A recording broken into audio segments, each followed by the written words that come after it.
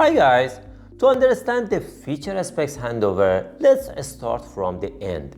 When do you recognize misalignment and misunderstanding between the product owner and developers? Typically when you receive the final implementation. But how? Imagine you are a product owner with a specific feature and its expectations in mind.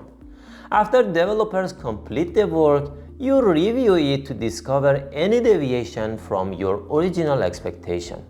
Your first review usually focuses on the user interface, checking elements such as fonts and their sizes, typography, color, size of elements like buttons and text boxes, the overall layout, responsiveness across devices, positioning of elements, images and videos used, effects and animations, and more.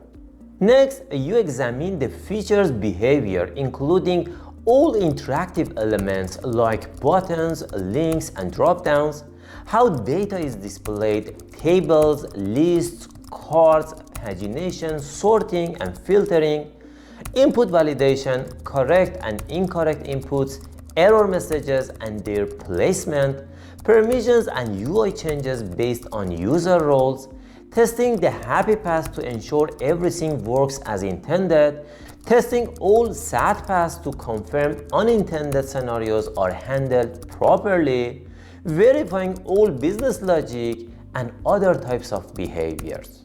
This step-by-step review is the natural way to check whether a feature matches expectations. So, why does the final result often differ from what was expected? The main reason is usually insufficient effort upfront to document and communicate expectations clearly to developers before they begin. Commonly, product owners convey requirements through brief conversations or minimal documentation, an approach that often doesn't work.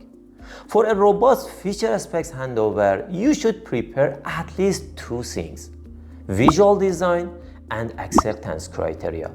We will refer to these together as design documents. Learning to document these two elements effectively will prevent most misalignments down the line. Before closing, I want to emphasize that visual design and acceptance criteria are the minimum for a strong handover. You may also use additional documents to improve clarity. Remember, there is also a formal document, definition of done, which covers broader product-level expectations like performance, security, integrations, and so on that are shared among features and teams should follow. This is not the focus of this course, as we are concentrating on how to hand over requirements for one single feature. In this free course, I aim to provide you with a practical, field-tested process that truly works. So, let's see how.